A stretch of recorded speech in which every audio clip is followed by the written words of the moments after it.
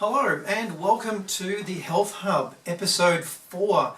So for those that have been with me for the first couple of episodes, thank you. I appreciate the support there and welcome to another episode. For those that this is the first time, hopefully you're going to enjoy what you see and hear, and we'll cover some really interesting stuff that's going on in the news and health in general, and it might be something useful that you can share with friends, family, and just make their lives that little bit better. My name is Gary Borman. I am a qualified naturopath, nutritionist and herbalist, and I've been in clinical practice for around about the last 14 years. So I've seen a fair bit with what goes on in the health industry. I've seen the good, seen the bad, and plenty of ugly out there. And those that are dabbling in the ugly and trying to be an influencer and make a dollar out of it, I have no problems in outing them and sharing the bad information with you. What we need to do, as with every week, we have to read out the legal stuff. This segment should be considered as information, education and entertainment only. It's not designed to replace professional individualised recommendations, and nor does it infer ceasing prescribed medications. If the information presented here causes concerns about your current health regime, please discuss these concerns with the prescribing clinician or a qualified healthcare practitioner in a proper clinical environment. And what we mean by that is not over the back fence and not down at the local health food store where you can just quickly discuss something with someone who's trying to sell you some pills, but someone who's sat down, taking your family history, they've had a look at what medications you're on, understands what health challenges you're going through, and also what you would like to achieve, because there is plenty of bad advice getting around out there, and some diet regimes can actually be worse for some conditions. So it's all about making people feel better. This week's show is brought to you by MyActive, the latest in arthritis pain relief, and dare I say the safest in arthritis pain relief. We'll talk a little bit about that later on. What we're going to cover this week: a doctor calls the diet industry corrupted. Are you taking any prescribed medication from your GP? Well, are you? Might not be what you think. There is a very high percentage of doctors actively prescribing placebos for people. 1 in 4 children addicted to smartphones. And the day I actually agreed with a dietitian, mostly. For those that don't know, dietitians and nutritionists fundamentally have a lot of the same things that we agree with, but there are a few basic things that we do tend to disagree with. One of the classics is like dairy and bread. A lot of people are very sensitive to bread and don't do well on dairy, and yet they keep flogging that. Have bread, it's healthy, and have dairy, it's good for you, unless it gives you diarrhea and vomiting. Alrighty, anyway, moving on. First story this week. A doctor calls the diet industry corrupted. Dr. Michael Greger says he hates diet books, and he says so in the first few pages of his new diet book. Right. The weight loss industry is so corrupted, he says, no one knows squat. Okay, well, I'm starting to like him again.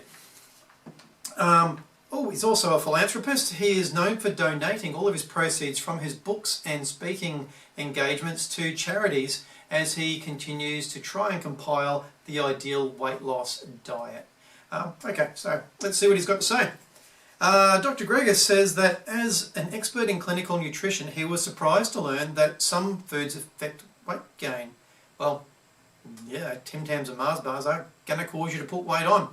But I think more what he was referring to in there is that a calorie is not a calorie. So a calorie from oil, for instance, is very different to a calorie from refined sugars. So think of a chocolate bar that you're having.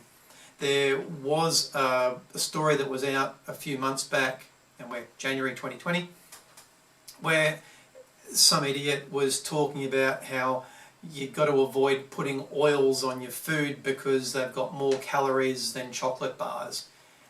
How the body uses different sources of energy is entirely different. We know that people that have higher fat diets tend to lose weight. Those that have higher carbohydrate diets tend to put on weight. You have a lot of refined foods, a lot of breads, a lot of sugars, sweets, soft drinks, etc. That's the recipe for weight gain and not healthy weight gain. Anyway, moving forward, Dr. Grieger talks about an approach called chronobiology, more along the lines of what you eat, or not so much what you eat, but when you eat it. And his words are that no one talks about it because you don't make money from it. And what's really interesting about this is it is reasonably well known out there that eating different foods at different times of the day will have different effects on weight gain or weight loss. And that even comes down to the times that we exercise as well. There is research out there that shows exercising before breakfast tends to have a slightly better result than exercising later in the day. One of the great examples we see of eating different amounts of food at different times of the day and having a lean race is the Asian style diet. They'll tend to have this bigger breakfast, medium lunch and a smaller evening meal, where the Western diet, the approach is, let's say, the small breakfast or even skip breakfast, decent sized lunch, and then a big meal at the end of the day because, you know, I've been working really hard, tired, got to replete all of my energy. This unfortunately clearly doesn't work because that approach is why the Western world, you know, Australia, New Zealand, America, England, have something close to 1 in 2 people that are either overweight or obese. So that whole paradigm needs to go out the window, and we need to take on a totally different approach of when we're eating stuff. In particular, thinking about higher carbohydrate food. So let's just pick on breads for this one. If you were having bread for breakfast, at least you have the daytime to burn up all of that energy.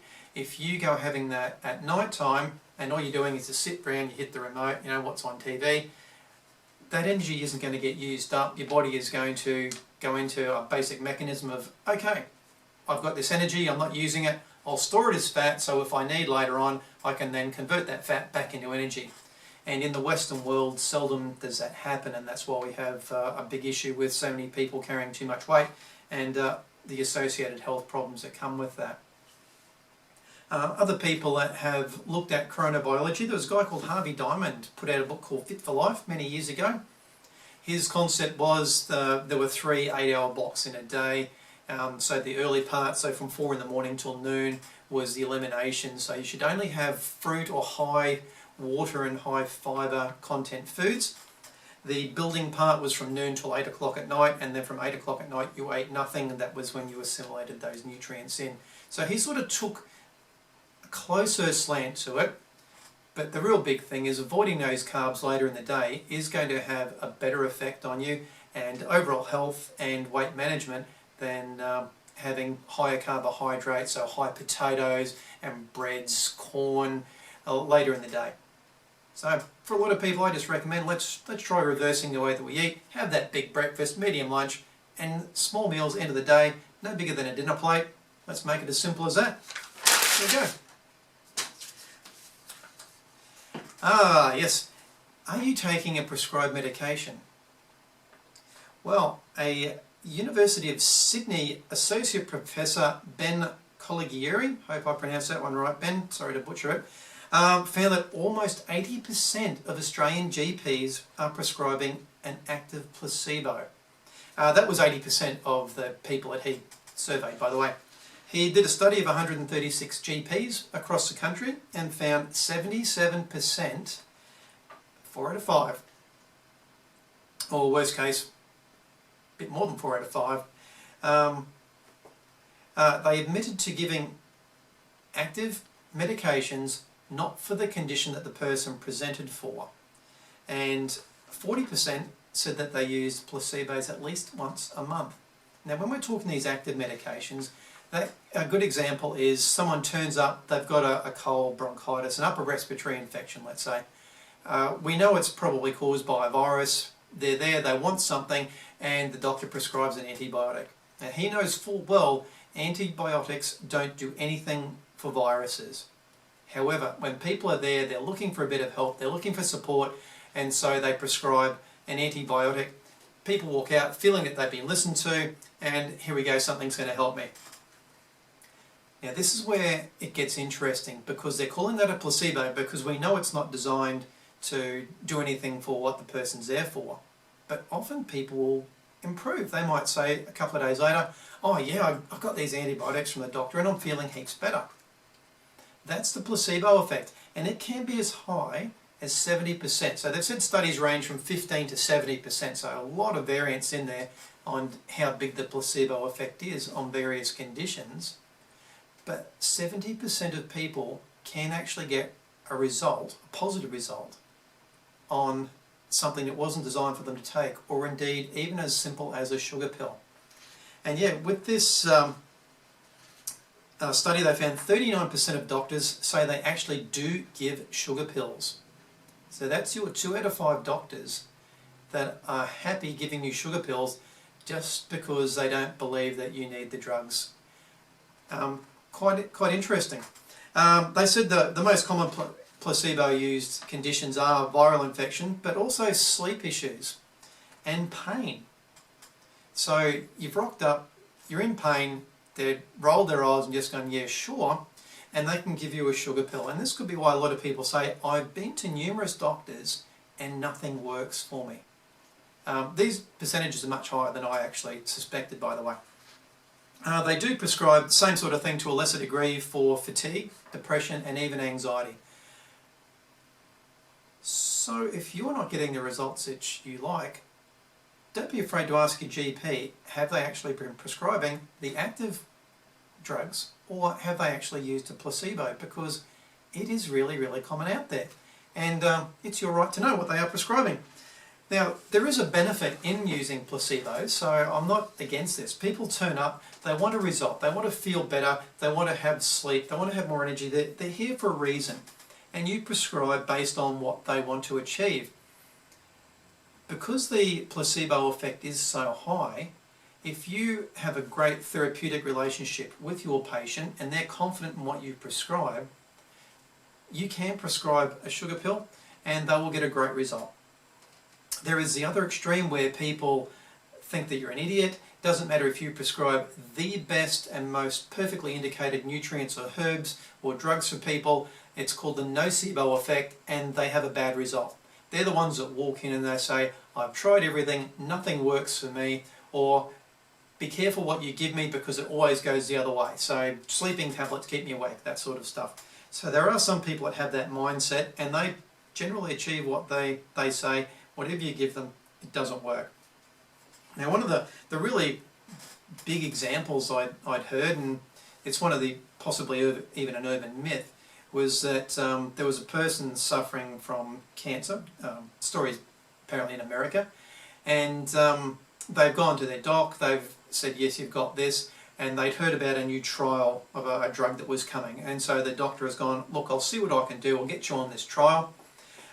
Short story about it all, he's prescribed a placebo.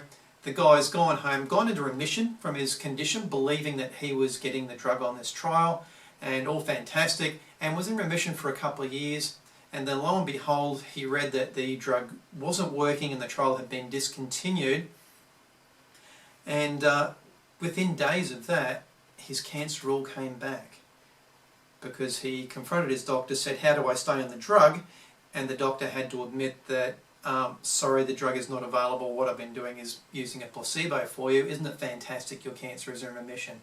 So the power of the mind and the power of the placebo is extreme, and don't rule it out. All right, my active.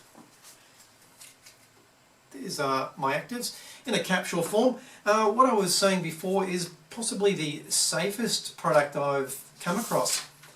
When I talked the other week about paracetamol and how dangerous it can be, it's actually incredible that a drug that hurts so many people every single working day in Australia is allowed to be sold over the counter, no questions asked. There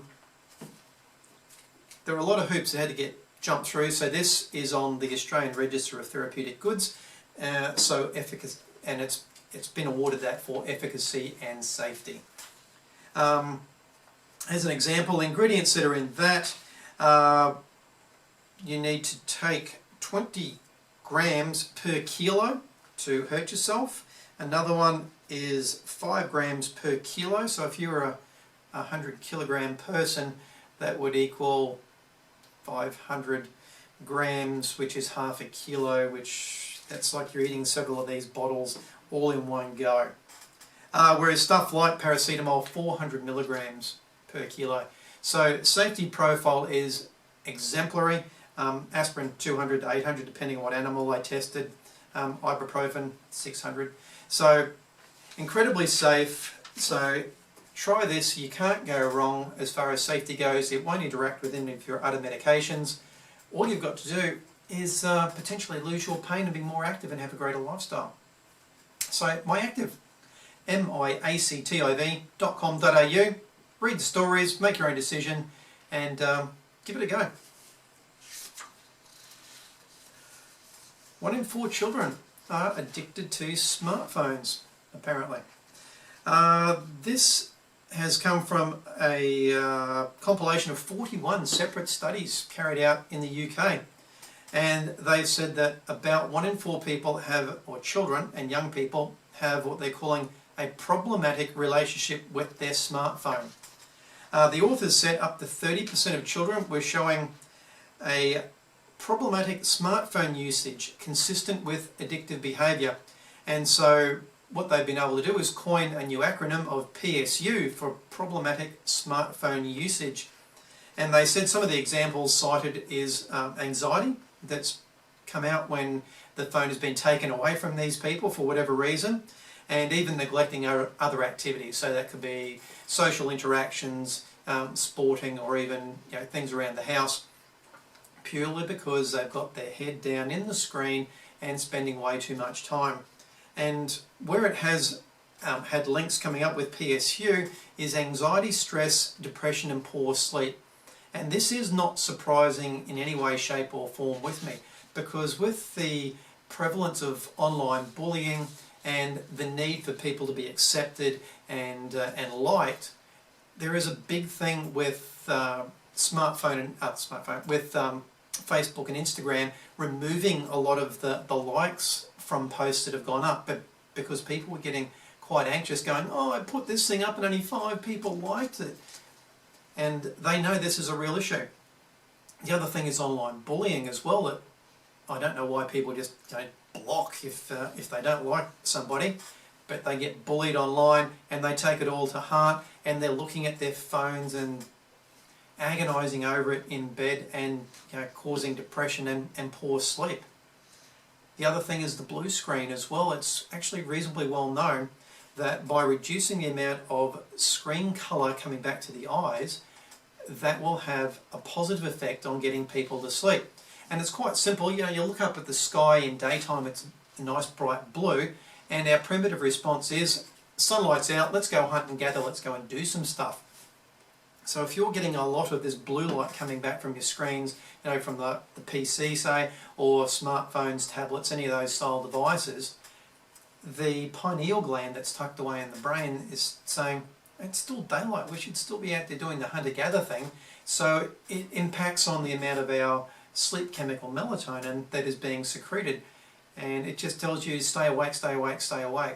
And that's one of the real big issues that we see, and I personally don't see a problem in taking a smartphone away from a child at bedtime and saying, no, there is no way you're going to be listening out for any updates on a particular post or sending texts in the middle of the night, because they're going to be lying half asleep listening out, do they hear that notification tone coming? The other thing as well, I touched on this last week as well, the condition known as texter's neck. It's something that a lot of the physical therapists are seeing in younger and younger people, because when they've got the head down and the head is forward in those exaggerated angles, actually it's pretty good when I do it side on, that way you don't see much, it puts a much greater load across the spine and the muscles running up through here in the trapezius area and the scalenes. Now these muscles, they're reasonably weak. Our skull weighs about 5 kilos, so let's say 12 pound for those countries that still use that measurement. And we're designed to be upright, a little bit of movement around. When you put a 15-degree incline on that, well, that more than doubles up to around about 12 kilos. When you get to 30 degrees, that's 18 kilos. 45 degrees, It's 22 kilos, 60 degrees, so the classic head down, like you had a tablet on your lap and texting away or reading articles, up to 27 kilos on these muscles that were designed only to hold up about 5. So they're going to fatigue out a lot. You're going to start getting the poor posture, the rounding out of shoulders, the hunching forward, and that's what leads to all the spinal issues, the neck issues, the headaches, etc. So, take on this, be aware on how much your child is using these smartphones and these devices. We're in the information age, they're not going to go away, and there's a lot of really good information that's out there, but making sure it's used for the right reasons and for appropriate lengths of time is probably the key that we need to worry about with that with our kids. Okay, the final story for the day. This is the day I actually agreed with a dietitian, mostly. The particular person, they have a gig in BS magazine, B+S magazine. It's one of the ones that comes out each weekend. There'll be plenty of stories that we'll go through over time. There is some really junky stuff in there, you know, like 151 ways to have better orgasms. It's all the clickbait that people, they put up there so people just come in and read it, and they really are quite shallow as far as content goes. But what this person has done is they put an article out there and said the 3 golden rules for health and correct weight. And then they started using the terrible D word and diet. I don't like to use the word diet all that often if we can avoid it. Diet is what you eat. So you can have a bad diet, you can have a McDiet diet if you wanted to. You can have, your diet is you decide to have beer and a pizza every single night. That is a diet. Most people have this stigma that diet equals weight loss. No, the diet is what you eat. So let's just say eating regime, any word you want to put in it other than diet. Alright, so 3 golden rules. Make veggies your staple. Look, I am on board with this. I'm a big fan. We tend not to eat anywhere near enough vegetables. We have these big hoofing serves of protein, and it's something like 1 in 2 people don't eat the recommended serve of vegetables every single day. Excuse me. They say target 80% of your plate coverage, or even a rainbow on the plate. And again, I'm a big fan of this. I've told plenty of patients, look for that colour. If we can get the purples, the reds, minimal white, and we'll talk more about that. We want to have the yellows and oranges in there, and the greens, even light greens and dark greens. So lots of colour on the plate. That tends to mean you've got a great diversity of nutrients that you're going to be eating. So that is fantastic. Unfortunately, they did say potatoes are really good for you. Well, yeah, no. We talked about high energy foods in the first story. Potatoes are right there. They're very starchy, high energy stuff.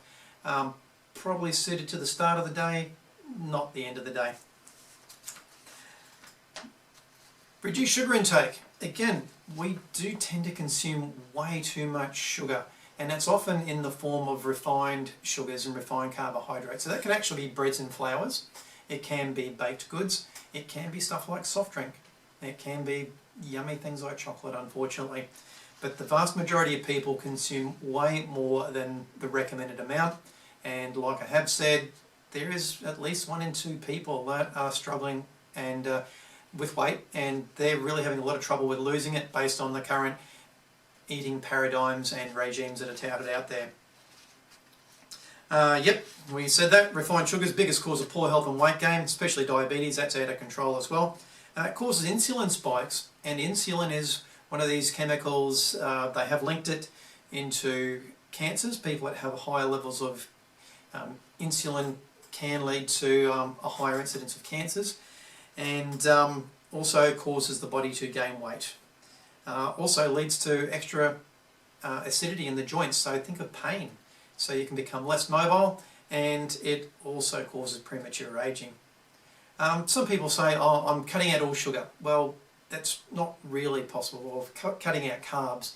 Carbohydrates is another word for sugars. There are many, many different types of sugars out there. So if you're eating a carrot, yes, you are technically having some sugar. So let's just say when you're cutting out sugars, for want of a better term, I'm cutting out refined carbohydrates. And most people do really well on that. Third point, whole foods and fibre are the heroes, and you bet. Like I said, not a lot of people are getting their required intake of vegetables, and that means that they are missing out on all the nutrients that they're getting, and especially fibre. Fibre is the stuff that our gut flora really likes, gives us good gut health and keeps everything healthy. And it's really what we want to slow down the absorption of sugars that we take in through the diet. So complex carbohydrates, oats, etc. They're really good, even though they contain sugars.